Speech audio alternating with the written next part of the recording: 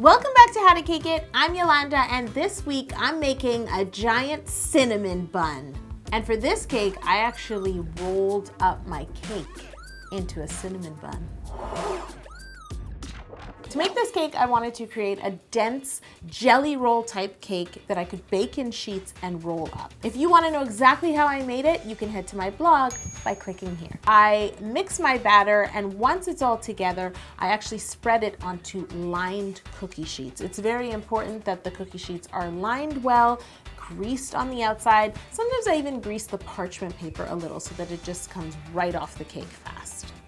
I spread my batter with a small offset spatula onto my cookie sheet, and then I bake them at 350 degrees for about 15 minutes. Before tipping the cake out of its pan, I lay out a fresh piece of parchment paper and sprinkle cinnamon sugar over top of it. Then while the cake is still hot, I loosen the sides from the pan with a small straight spatula and carefully tip it out onto that cinnamon sugar. Then I remove the bottom piece of parchment paper and very carefully use the parchment underneath to help me roll the cake up from one long side, nice and tight as I can get it. My hands were really hot. Really hot. Now it is quite dense, so you're gonna get some cracking. Don't worry, no one will see the cracks. I have to repeat this process 3 more times so I can have a total of 4 rolled up cakes.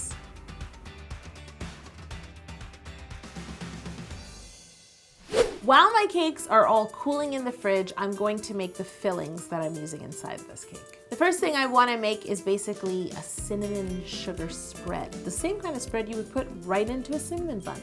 So for this, I'm just mixing some unsalted butter, cinnamon and sugar, and I'm beating it really hard in my mixer to get it nice and fluffy. I'm thinning out my cinnamon sugar mixture with some Canadian maple syrup. That's right. This is a Canadian cinnamon bun. Now, before you use this, you can even melt it a little bit and get it to be a little less granular. The next thing I want to make is some cream cheese frosting, which is the perfect accompaniment to a cinnamon bun. The cream cheese frosting is actually like one of the first things from your recipe box that I made. Really? Yes. What'd you make it for? For chocolate raspberry cake. Orhan makes my recipes all the time. Cody, what have you made? I remove all 4 of my cakes from the fridge, and I very carefully unravel each one to remove the parchment paper. Now they might be a little bit sweaty because you did roll them up when they were hot. Don't worry about that. The first thing I want to do is trim all my cakes to the same length and cut each one in half. So I trim them to about 16 inches long, and then I cut them in half, leaving me with a total of 8 rolled up cakes that are 8 inches tall. Do you guys eat cinnamon buns for breakfast? Orhan, I think we need to add this cake to our breakfast cakes compilation. True. Can you get on that? Sure, absolutely. Okay guys, check it out over on How to Cake It Step by Step. Just click here to watch that video. The next thing I need to do is unravel all 8 of these cakes as best I can. Like I said, they will crack, don't worry about it. And with the help of Sir Squeeze, I'm going to simple syrup all 8 layers. It's time to start filling these cakes and putting my cinnamon bun together. I start with 4 of the unraveled layers, and I spread on a thin layer of my cinnamon sugar spread. Right on top of that, I spread on some cream cheese frosting. Our team has so much fun coming up with the cake puns that you see me wear on our Cake Tea Club tees, and this month we asked for your help in picking a winning design. We're down to the final 2 designs, so please cast your vote below by commenting with the hashtag CakeTeaClub. You decide. I love it, it's like a reality show. Yeah, that's right? pretty good. The winning tea will be available to Cake Tea Club members as of April 15th, so make sure you join at howtocakeit.com before then. Now, it's time to roll up this cinnamon bun. To begin, I just take one of the first layers of cake and just roll it up nice and tight, filling inside. And then as I go along, I add the next piece where the first piece ended, wrap it up, another one, another one. If at any point you feel it's unstable, just pop your cake in the fridge, let it chill for a bit, and then continue. Are you craving a cinnamon bun as much as we are now? If you are, share this video with your friends and make their mouths water. Cinnamon. There's a bunch of like cinnamon bun zombies walking down the street right now. Then I move on to the next 2 layers of cake, spreading my cinnamon sugar mixture and my cream cheese frosting and continuing to roll it around my cinnamon roll.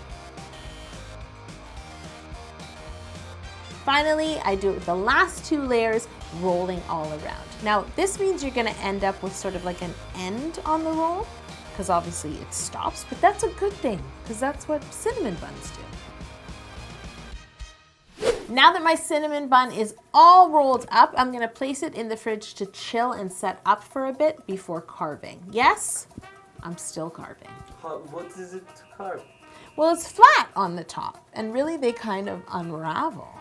Okay, so once again, here I am trying to explain how to carve when I'm not really sure how I did it myself. So I'm trying to follow the natural lines, creating a spiral, and then the next thing I want to do is round out those lines. Because now, yes, it's rolled up and you see the spiral, but the edges are very straight, and that's not what a cinnamon bun looks like. Round out all of the cuts I made, deepening all of the grooves. I love that center part of a cinnamon bun. Whenever I eat a cinnamon bun, I just can't wait. It's like the prize at the end to me. You know what I mean? It's always like the softest. I want a cinnamon roll now. I know. Yeah. We were all drooling. I want to know if your favorite part of the cinnamon bun is the center as well. Some people like the crispier outside. Some people feel that way. I like the center. Guys, let me know below. The next thing I want to do is carve a bit of the bottom away. So again, I'm using that small serrated knife and just carving away some cake from the bottom. To crumb coat this cake with Italian meringue buttercream, I'm using my small offset spatula. I find it super helpful to get in all the grooves, but I always have like a variety of spatulas on hand because I never know what I want to use until I'm in it. It's true. It's true, yeah. You can get the spatulas I use plus, I'm not wearing it right now, I was going to say this apron, and Sir Squeeze in our deluxe Crumb Coat and Chill bundle, which is on sale now at howtocake.com. Now that my crumb coat is chilled, it's time to ice this cake one more time with Italian meringue buttercream and chill it once again.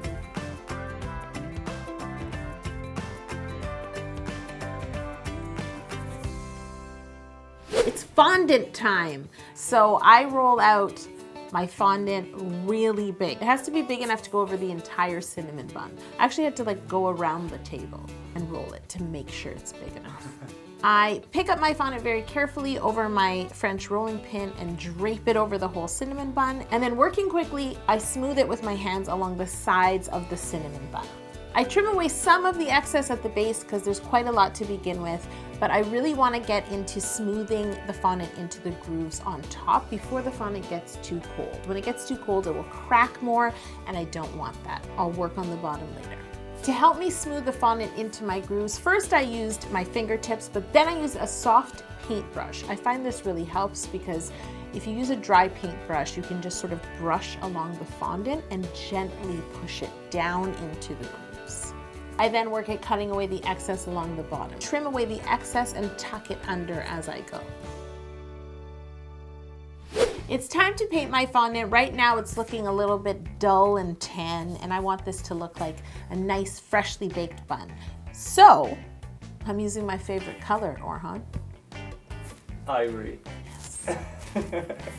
You said that with almost as much disdain as Jocelyn. No, I love ivory. Okay, good. You see it, right? You see it come to life in the footage. Yeah. So I mixed a little bit of ivory food coloring with clear food grade alcohol, and I painted this all over my cinnamon bun. You can learn more about how to paint a cake with my cake book. There's 20 new cakes plus Walter.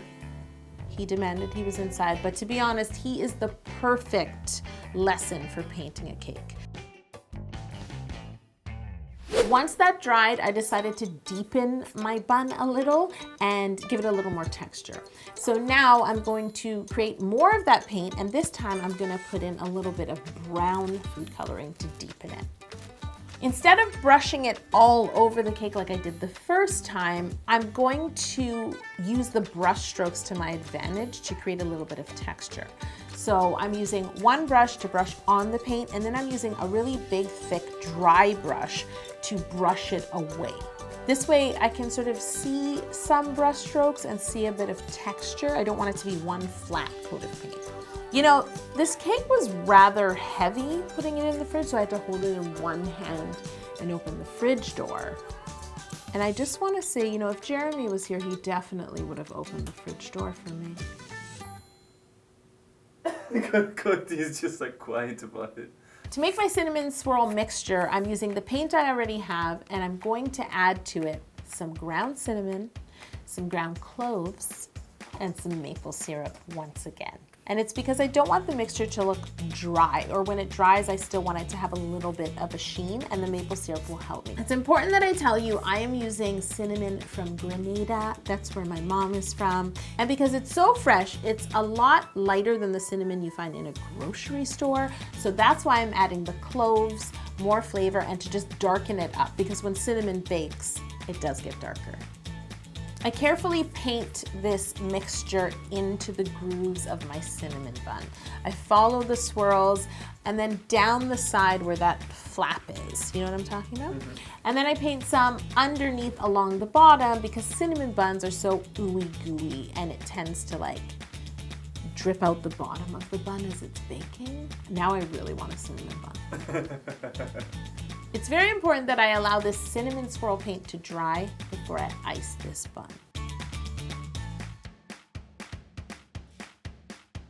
To ice my cinnamon bun, I'm going to use some more of my cream cheese frosting because I saved the leftover, and I'm just gonna thin it out a little. I'm using whole milk. You can also use some cream, and you just wanna stir it in gently until the frosting is still thick, but not so thick that it's clumpy on top, but not so runny that it completely covers your whole cake.